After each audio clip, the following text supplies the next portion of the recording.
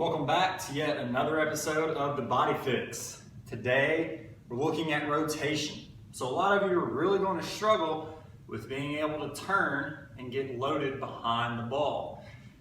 If you're tight in through there, there's a couple different compensations that you may have. What we'll see with a lot of people is they'll start to slide off the ball and really start to over-rotate those hips in the sense that they're going to try and get a feeling that they're really turning when in reality all they're doing is just moving. So you can tell that's going to be detrimental to the swing because now we have an extra moving piece and it serves no function.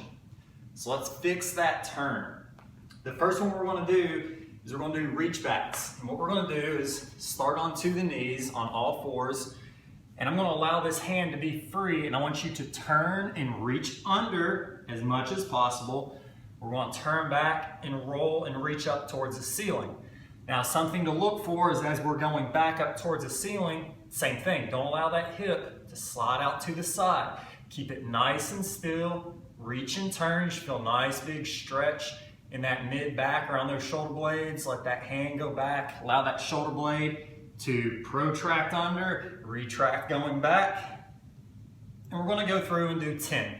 Obviously, we'll do the other side. And what you may notice is as you're going, you're not as free on one direction as the other. So a lot of golfers, because they spend so much time hitting, will actually have their backswing be a little bit looser than that follow through. Follow through, they're coming through, they're up out of that posture a little bit, not rotating through as hard, okay?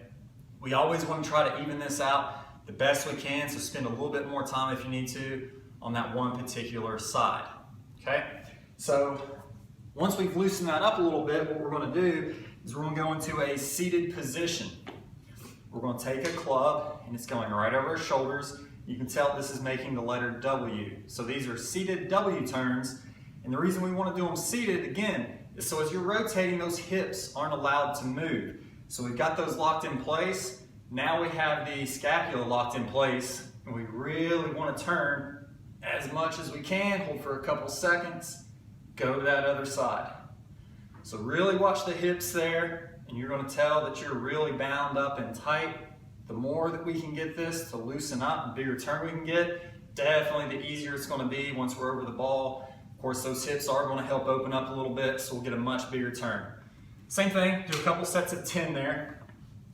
The last one we're going to go to is we're going to grab some light weights. These are 5 pounds. I want to take it from here, and our goal is to turn and extend up. And we're going each way, but what we want to do, and it's fine if those hips move a little bit, is we want to make sure that we're not swinging it and just throwing it up there.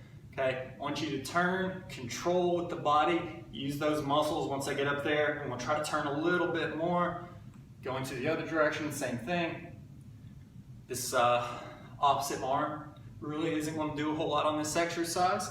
That's fine, just allow it to turn and help open that up. So we will have a little bit of hip turning through there. Those 3 exercises are really going to help open up that T-spine, get you to turn more without compensating, and that's the goal. That way you can play better golf and hit longer drives.